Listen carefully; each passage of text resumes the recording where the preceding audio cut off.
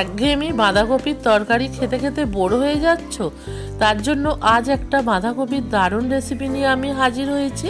আজকে বানাবো বাঁধাকপির পকোড়া। অনেক রকমের পকোড়াই তো হলো, চলো এবার বাঁধাকপির পকোড়াটা কিভাবে বানাই দেখে নেওয়া যাক। প্রথমে এখানে কপি নিয়ে নিয়েছি বাঁধাকপি। আর এই পকোড়াটা বানানোর জন্য এমন কিছু বেশি বাঁধাকপি লাগে না। এই কপিটাকে যতটা পারা যাবে খুব পাতলা করে কাটতে হবে। এই কপিটাকে প্রথমে আমি খুব সুন্দরভাবে কেটে নেব। এই পকোড়াটা খুব সুন্দর হয় খেতে, তোমরা চা কফি কিংবা ডাল ভাতের সাথেও খেতে পারো। পুরো ভিডিওটা দেখো বন্ধুরা, স্কিপ করবে না, তোমাদের খুবই ভালো লাগবে। দেখো বাঁধাকপিটাকে খুব সুন্দরভাবে আমি কেটে নিয়েছি, আর বাঁধাকপিটা এইরকমভাবেই কেটেছি, তোমরাও এইরকমভাবে কাটার চেষ্টা করবে।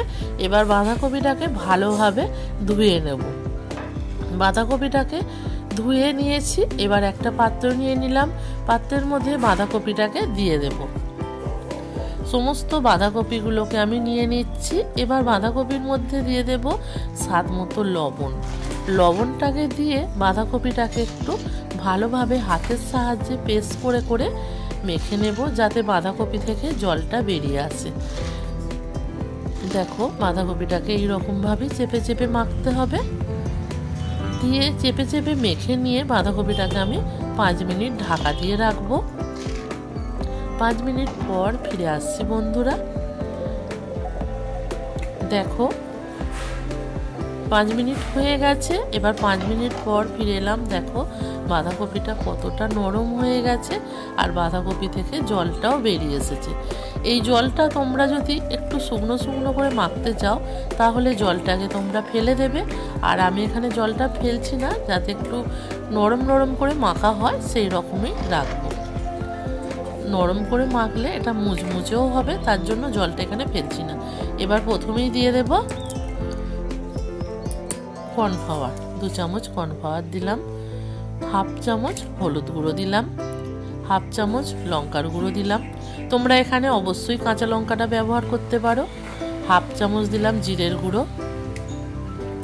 1/2 চামচ ধনের গুঁড়ো। আর দিয়ে দেব গোলমরিচ গুঁড়ো 1/2 চামচেরও কম। কাশ্মীরি রেড চিলি দিয়ে দিলাম রঙের জন্য, এটা তোমরা ব্যবহার করতেও পারো নাও পারো। সুজি দিলাম 2 চামচ পরিমাণে। এটা যাতে সুজি আর কর্নফ্লাওয়ারটা দিলে খুব সুন্দর এটা মুচমুচে হয়, তার জন্য তোমরা কর্নফ্লাওয়ারের বদলে চালের গুঁড়োটাও ব্যবহার করতে পারো। দিয়ে দেখো সমস্ত উপকরণগুলোকে আমি খুব সুন্দরভাবে মেখে নিচ্ছি। আর এই মাখাটা ঠিকঠাক করার জন্য এখানে দিয়ে দেব বেসন। 3 চামচ বেসন দিয়ে দিলাম। তোমরা এটা বেশিও লাগতে পারে, আবার কমও লাগতে পারে, যার যেমন লাগবে সেই রকমভাবে এটাকে মেখে নেবে, যাতে মাখাটা খুব সুন্দরভাবে হয় আর দেওয়াও যায় সেই রকম শেপ করে নিয়ে মেখে নেবে। দেখো মাখাটা কিন্তু আমার খুব সুন্দরভাবে হয়ে গেছে। হাতে করে যখন দেখবে পকোড়ার শেপের মতন হচ্ছে, তখনই বুঝে নেবে যে এই মাখাটা একদম রেডি হয়ে গেছে। দেখো হাত দিয়ে একটু তোমাদেরকে পাকিয়ে দেখিয়ে দিচ্ছি, মাখাটা কিন্তু আমার একদম রেডি হয়ে গেছে। এবার এটা ঢাকা দিয়ে রাখবো 2 মিনিট। 2 মিনিট পর ফিরে আসছি। এবার একটা ফ্রাই প্যান নিয়ে নিয়েছি, এর মধ্যে দিয়ে দেব সর্ষের তেল। এখানে আমি এটা সর্ষের তেলই করছি, তোমরা চাইলে রিফাইন অয়েলও করতে পারো, তবে সর্ষের তেলে করলে এটা খুব ভালো হয় খেতে।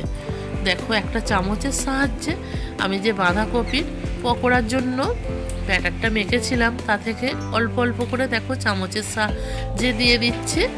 দিয়ে একটু চেপে চেপে দিচ্ছি, কত সুন্দর হচ্ছে। এটা সাথে সাথে কিন্তু পরিষ্কার যাবে না।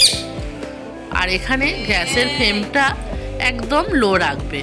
গ্যাসের ফ্লেমটা যদি হাই থাকে তাহলে দেখবে খুব তাড়াতাড়ি উপর থেকে লাল হয়ে যাবে, কিন্তু ভিতরগুলো কাঁচা থাকবে।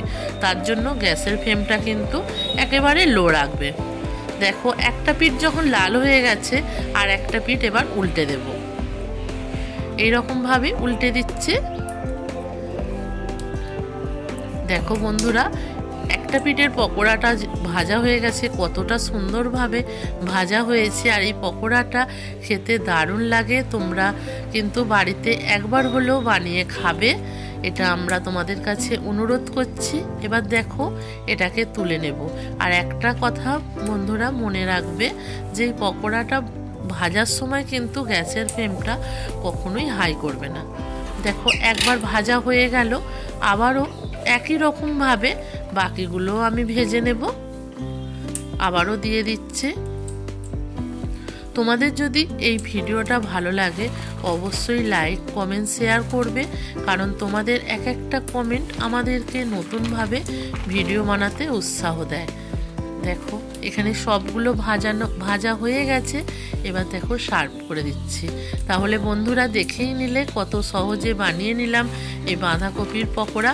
বাঁধাকপির সিজনে একবার হলেও এই রকম পকোড়া বানিয়ে খেয়ে দেখো, এর স্বাদ কিন্তু ভোলা যাবে না। আর তোমরা যদি আমার পরিবারে নতুন কোনো সদস্য হয়ে থাকো আমার চ্যানেলটাকে একটু সাবস্ক্রাইব করে দেবে। আজকের মতো ভিডিওটা আমি এখানেই